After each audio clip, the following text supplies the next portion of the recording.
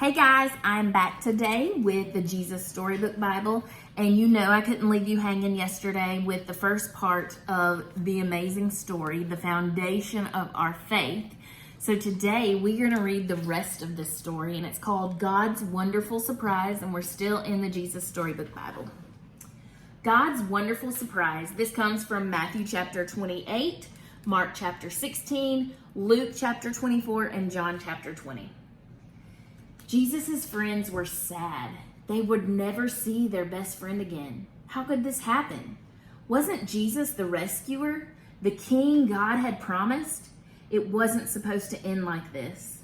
Yes, but whoever said anything about the end?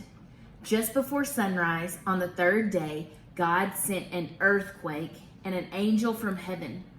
When the guards saw the angel, they fell down with fright. The angel rolled the huge stone away, sat on top of it, and waited. At the first glimmer of dawn, Mary Magdalene and other women headed to the tomb to wash Jesus' body. The early morning sun slanted through the ancient olive trees, drops of dew glittering on leaves and grasses, little tears everywhere. The friends walked quietly along the hilly path through the olive groves until they reached the tomb, and immediately noticed something old. Something odd. It was wide open. They peered through the opening into the dark tomb. But wait, Jesus' body was gone. And something else. A shining man was there with clothes made from lightning. "Don't be scared," the angel said, but they couldn't help it. They screamed anyway. The angel asked them, "What are you doing here?" "This is a tomb, and tombs are for dead people." The women couldn't speak. "Jesus isn't dead anymore," he said. "He's alive again." And their hearts leapt. And then the angel laughed with such gladness that they felt, for a moment, as if they had woken from a nightmare. The other women rushed home, but Mary stayed behind. How could it be true? Jesus was definitely dead. How could he be alive? Just then, Mary heard someone else in the garden. Perhaps it's the gardener, she thought. He'll know where Jesus' body is.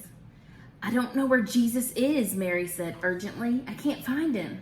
But it was all right.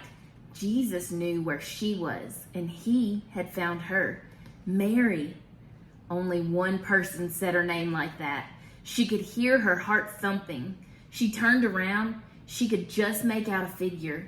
She shaded her eyes to see and thought she was dreaming. But she wasn't dreaming. She was seeing Jesus. Mary fell to the ground. Sudden tears filled her eyes and great sobs shook her whole body. And all she wanted in that moment was to cling to Jesus and never let him go. "You'll be able to hold on to me later, Mary," Jesus said gently, "and always be close to me. But now go and tell the others that I'm alive." Mary ran and ran all the way to the city. She had never run so fast or so far in all her life. She felt she could have run forever. She didn't even feel like her feet touched the ground. The sun seemed to be dancing and gleaming and bounding across the sky, racing with her and shining brighter than she could ever remember in the clear, fresh air. And it seemed to her that morning, as she ran, almost as if the whole world had been made anew. Almost as if the whole world were singing for joy.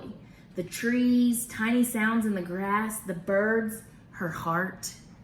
Was God really making everything sad come untrue? Was he making even death come untrue? She couldn't wait to tell Jesus' friends. "They won't believe it," she laughed. She was right, of course. All right, friends, thanks for joining us today. What an amazing day. What a story to celebrate.